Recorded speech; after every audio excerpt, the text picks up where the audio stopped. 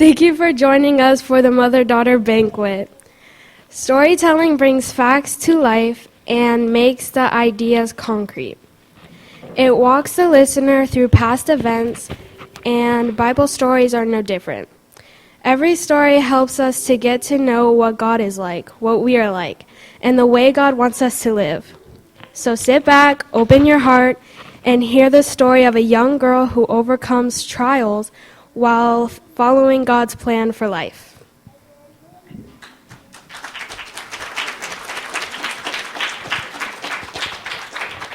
Das Fegele, where are you? Have you seen Das Fegele? Das Fegele, do you speak Hebrew? Das Fegele means tiny bird. Has anyone seen the Queen's tiny bird? Because it flew off. Do you see the Queen's tiny bird, Das Fegele? Anyone? Anyone see her bird? No? Wait, why are all these people here? What are they here for? What are they here for? A mother and daughter banquet? Oh, it's a celebration, is it? Oh, what a wonderful celebration. I'm so glad you could join us, but I'm still looking for the bird. Does anyone see? Where? Do you see the bird? Do you see a bird? Do you see a little bird? Where? Where? Because it flew off. Where do you see the bird? On his shoulder.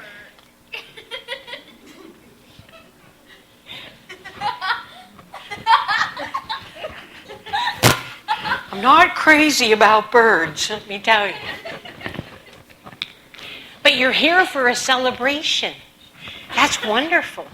What did you say to me? You would like a story? Would you like a story? Let me think. What story could I tell that's about a celebration? Let's see, I see women and daughters. Okay, let me see in my book, because I just had the scribes transcribe my stories for me. I think I have the perfect one.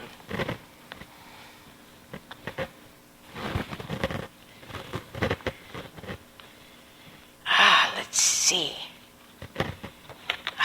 Yes, this is a good story. So listen as I tell you the story of a young girl who went through trials and followed God's plan. A long time ago, thousands of years ago, in fact, in the kingdom of Persia, in a city called Citadel, lived a king, King Asarius. The king had been victor of many great battles and had plundered and taken vast amounts of treasures from those that he defeated. The king decided he would gather the great nobles and princes of Persia to show all his great wealth.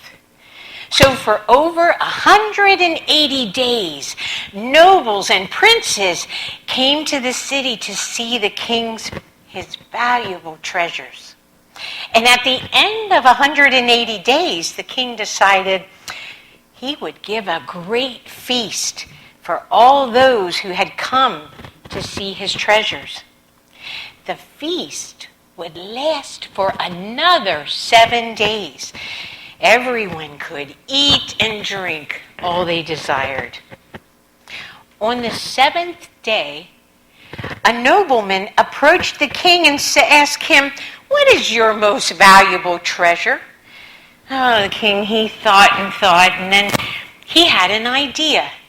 So the king commanded his servants to go summon Queen Vashti, because she was so beautiful. And she was his most beautiful treasure, and he wanted to show her off. When the servants told Queen Vashti what the king wanted her for, she refused to follow his command. Why should she be paraded in front of all the nobles and princes? So she told the king's servants to go back to the king and tell him that she would not obey him. The servants were scared. They were scared to tell the queen Vashti refused to come at his command. But they cowered in and they told the king. Well, when the king heard this, he was angry and embarrassed. He didn't know what to do. I mean, who refuses a king? So the king went to his 7 wise men. Now, don't get these 7 wise men mixed up with the 3 wise men, angels in the sky, angels, realms of glory, Mary, Joseph, baby. These are different. That's a different story, amazing story, but for another time. Okay, so back to our 7 wise men. So the king went to those wise men and he asked, what should I do? Queen Vashti won't obey my command. She's embarrassed me in front of my nobles and princes. One of the wise men said, well, not only did she, the queen, wrong you, but all of us. When our wives hear that Queen Vashti didn't obey you, they'll stop obeying us. They'll say if the queen doesn't have to obey the king, then why should we obey you?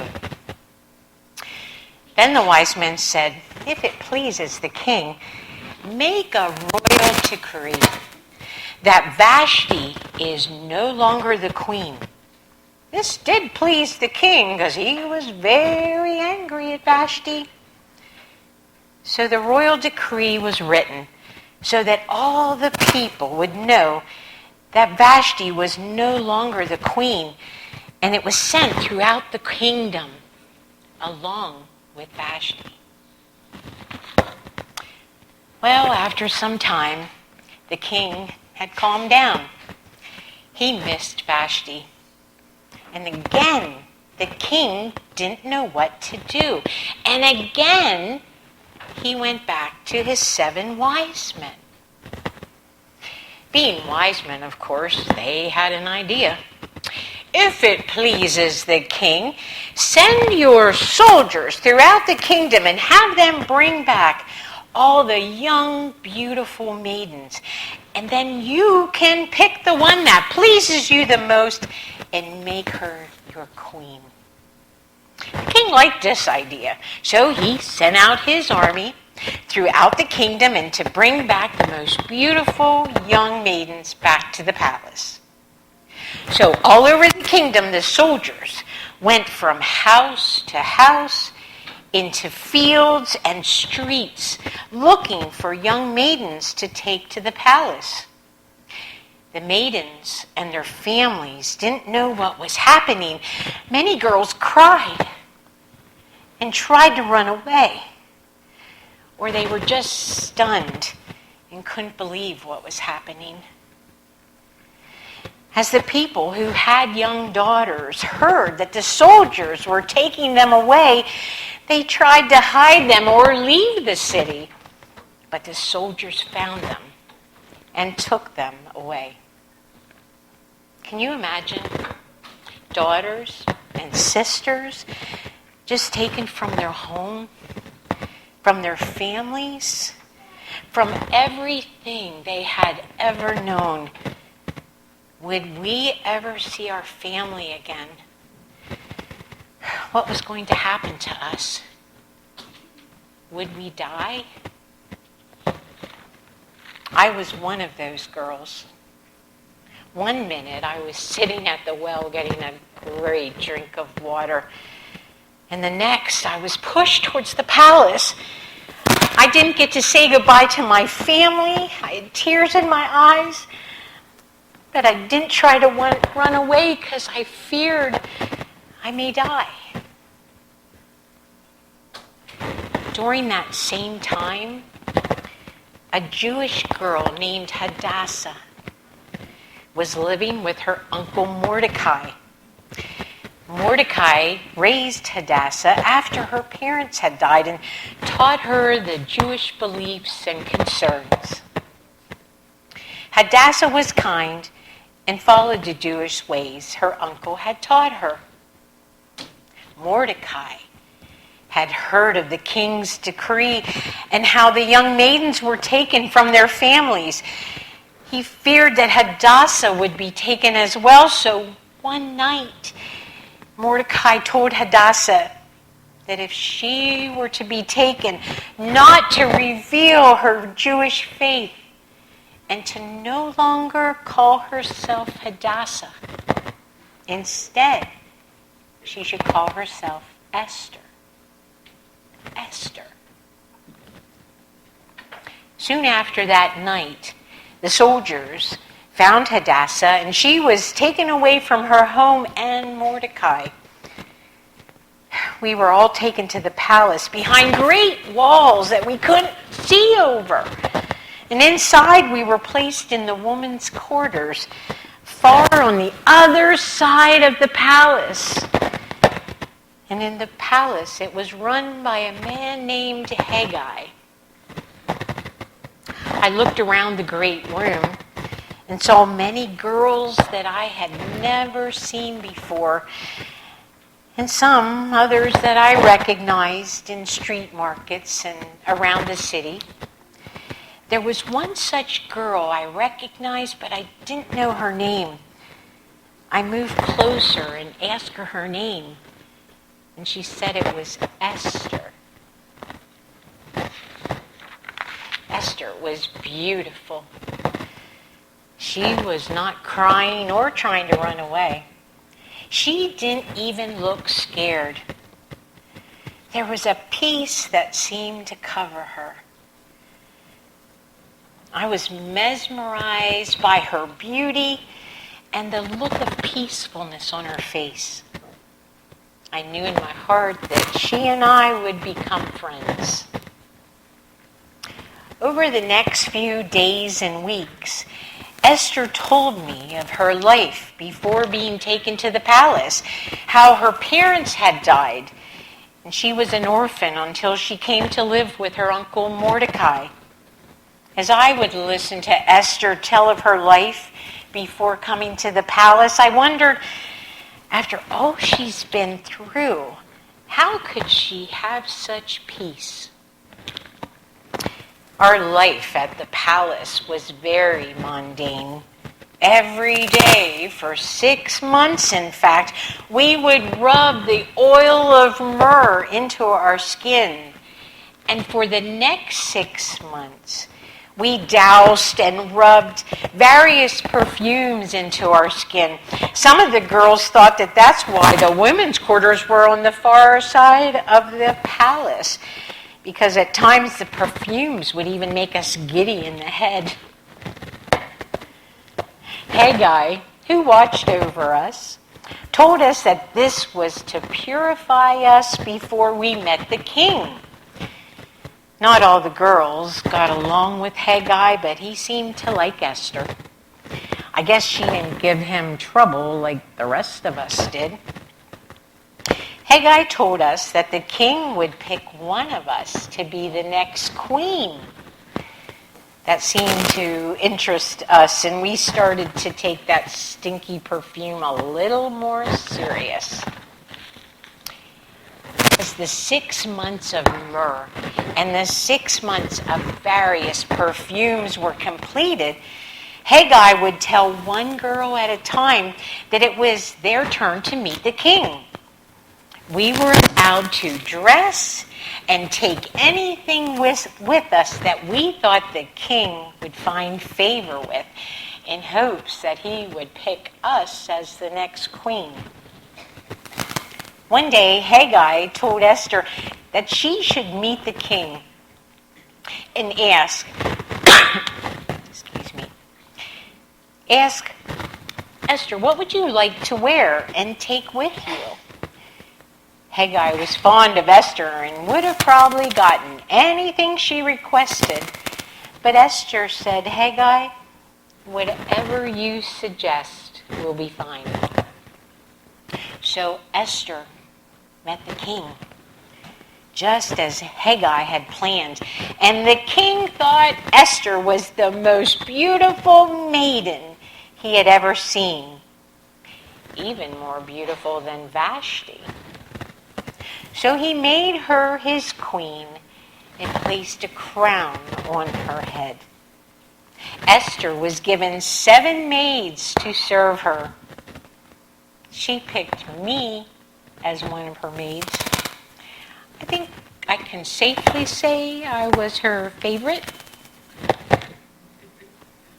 That sounds like a happy ending, right? But Esther's story was not over because God was not finished working in the lives of his people. And God needed Esther to help him accomplish those goals. Remember Mordecai? Well, after Esther was taken away, he sat by the gates of the palace every day, just hoping that he would hear word of how Esther was or catch sight of her. One day, Mordecai sat at the gates and he overheard 2 of the king's servants planning to kill the king. We aren't sure how, but Mordecai was able to get word to Esther of the 2 servants' plot to kill the king. Esther, who had found favor with King Ahasuerus, told him what Mordecai had heard, who had it checked out, and found out that the plot to kill him was true. The king had both men hung and recorded the events in the book of records. Now, every story has a villain, right? And so does this story.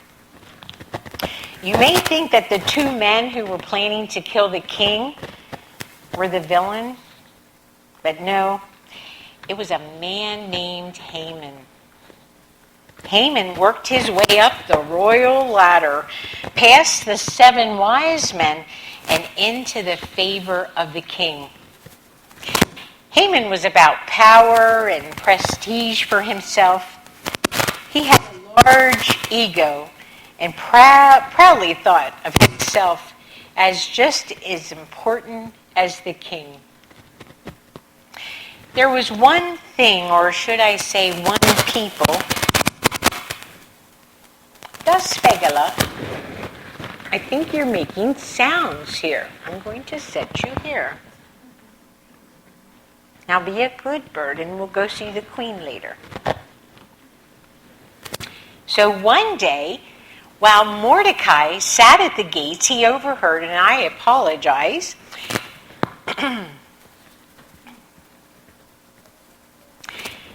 there was one thing, or should I say one people that Haman disliked the most. It was the Jewish people that lived in the kingdom. And of all the Jewish people, he especially didn't like a man named Mordecai. Mordecai would not bow down when Haman rode through the city. He told his friends that he would only bow down and worship one God, the God of his fathers, the God who cared and loved the Hebrew people. This made Haman even more angrier, and Haman decided he wanted all of the Jewish people killed, especially Mordecai. So Haman devised a plan. He went to the king and he lied. He told him, there are people throughout your kingdom who are different and do not follow your laws. If it pleases the king, let there be a decree written that they should be destroyed. I will even pay 10,000 talents of silver to have this accomplished.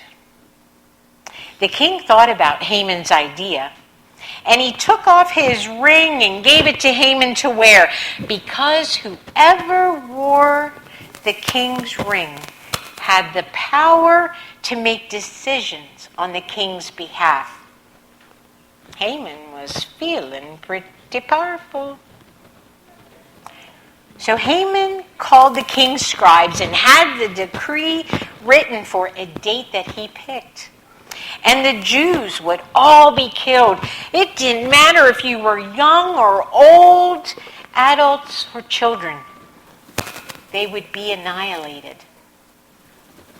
So Haman had the decree sent out throughout the kingdom, and after learning of the new decree, many Jews decided to take their families and flee the kingdom, while others, like Mordecai, decided to stay and pray that God would save his people. There was great mourning and weeping by the Jewish people during those days. Some tore off their clothes and wore sackcloth. Sackcloth is like made of goat hair and it's terribly itchy. But the Hebrews wore sackcloth as a symbol of humbling themselves before God.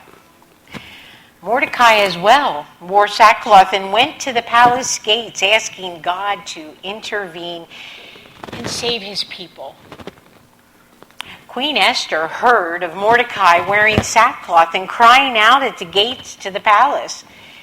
She had not heard of Haman's decree. Esther sent one of her servants to the palace gate with clothes for Mordecai to change into, but he refused. Mordecai told Queen Esther's servant what Haman had decreed. How Haman was going to pay 10,000 talents of silver, and how all the Jewish people would be killed. Mordecai said, "Tell Queen Esther that she must go to the king and beg for the lives of her people." The servant told Esther what Mordecai had asked, and she sent word back to him. Anyone who goes in front of the king who has not been called will be put to death, unless the king puts out his golden scepter. Mordecai said, "Don't think for a minute that you will escape this decree in the king's palace any more than all the Jews outside the gates will. You and your father's house will perish." Esther, who knows? You may be here in the kingdom for such a time as this. For such a time as this. I could see the weight fall on Esther as she thought about what Mordecai had said. How could she save her people? If she went to the king and he didn't raise his golden scepter, she would die. If she didn't go to the king, then all the Hebrew people would die, including herself and Mordecai. I have never seen Esther so worried as she was at that moment. Esther told all of her servants, including me, to leave, and after some time alone, she summoned us to return. Esther then sent word back to Mordecai, "Go, gather all the Jews and fast with me. Neither eat nor drink for 3 days and 3 nights. My maids and I will do that as well. And I will go to the king, and if I should perish, I'll perish." So Mordecai did as Queen Esther had asked. Over the next 3 days and nights of fasting and seeing Esther praying, the peace that I was so accustomed to seeing returned. And something else, I could see a strength and conviction in just grow in Esther. It was like something changed, and Esther was preparing for great battle. She was praying to her God, a God that I did not know, but that I wanted to know. I wanted that peace and conviction, just like I saw in Esther. So I prayed, "Father God, I do not know you like Esther does, but I want to know you. I see how you work in Esther's life, and I want you to work in my life like that.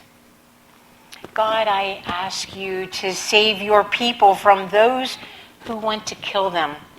Show Esther your will and give her strength to face the enemies. After 3 days of fasting and praying, I helped Esther put on her royal robes and walked with her to the entrance to the inner circle. I was very scared and for what may happen to Queen Esther. Was this the last time I would see Queen Esther, my friend?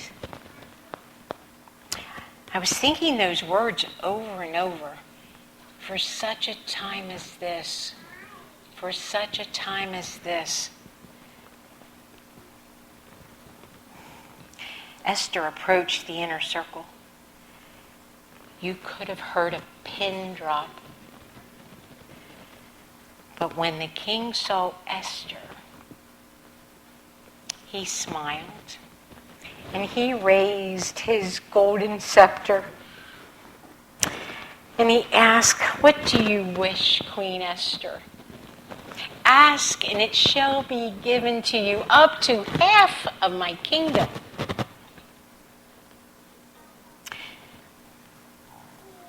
Esther said, "If it pleases the king, you and Haman come today to the banquet I have prepared for you."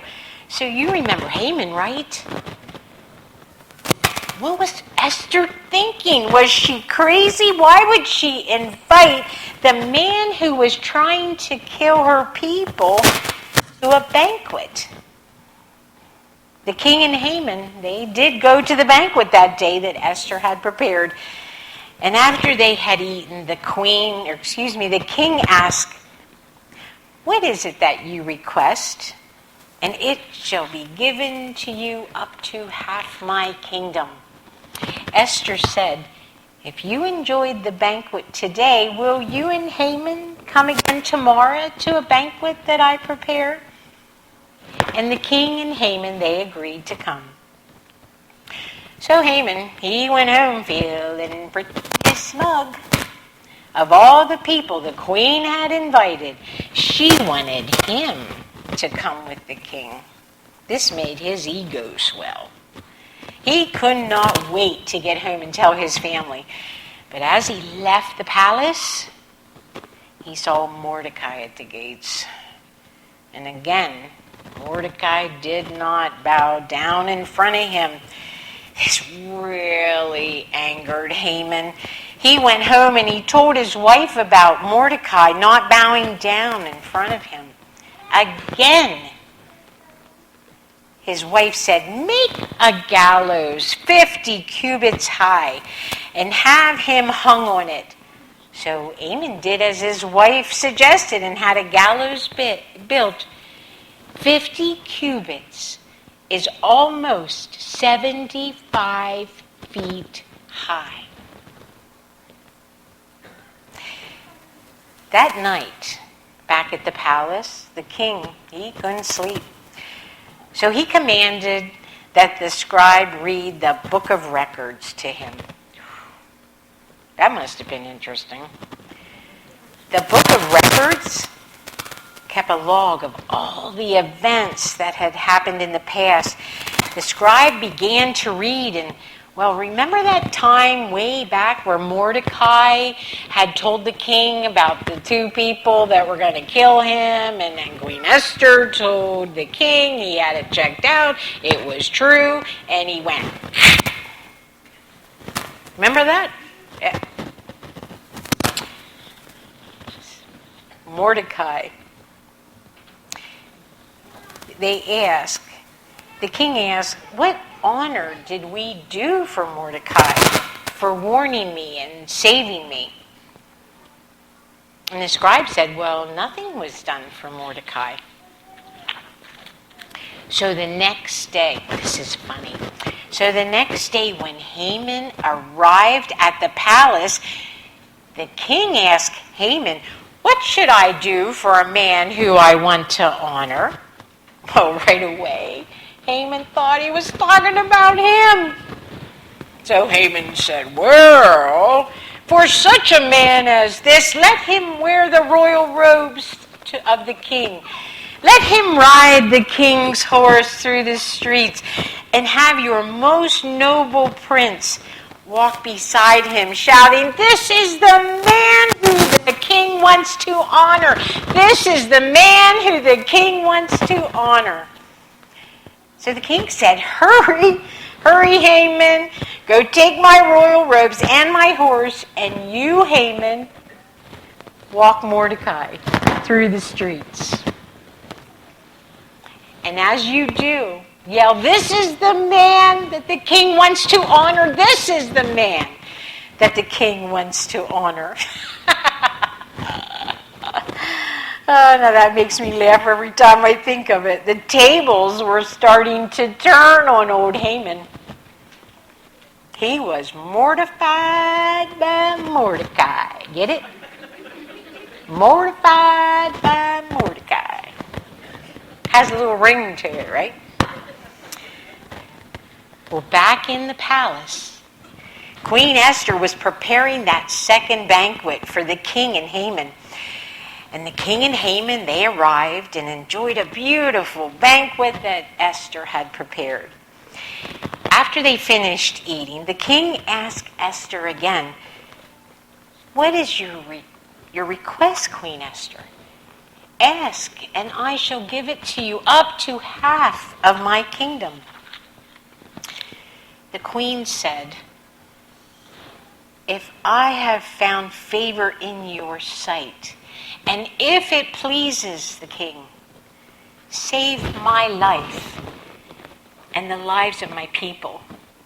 For we have been sold for 10,000 talents of silver. My people and I will be destroyed, and to be killed, and to be annihilated." The king was outraged and said, "Who is he? Where is he? And who should dare do such a thing?" Queen Esther pointed to Haman. "The enemy is Haman." Well, the king, he was so angry, he fled into the garden and said, excuse me. And Haman fell at the queen's feet and begged her for his life. But the king was having none of that when he returned.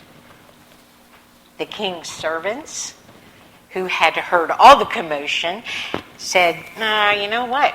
Haman built a gallows to kill Mordecai. You know, the one that saved your life. They're built. They're over at Haman's house." The king said, "Hang him on it." On that same day, the king gave Esther the house of Haman, and Esther made Mordecai overseer of the house. Esther shared with the king how Mordecai was related to her and how he had raised her in the Jewish beliefs after her parents had died. In honor and thankfulness for all Mordecai had done, the king took off his signet ring that he had gotten back from Haman and put it on Haman's finger, on Mordecai's finger. But once again, this isn't the end of the story, but we're getting close. Remember that decree that Haman had put into place, that all the Jewish people on the day that he chose would be killed? Well, back in those days, a decree could not be revoked, meaning it could not be changed, even by the king. So Haman's decree to kill the Jews could not be stopped. But Mordecai, who now had the king's ring, could make another decree. Mordecai made a decree that for the same day that Haman had picked, that the Jewish people would gather and would gather and protect their lives against anyone who attempted to assault them, meaning they could fight back. When the day of the decrees finally arrived, the Jewish people defeated their enemies. 500 men were killed that day, including Haman's 10 sons. The king asked Queen Esther, "Now what would your request be?" And Esther said, "If it pleases the king, let it be done again tomorrow. And hang Haman's 10 sons on the gallows."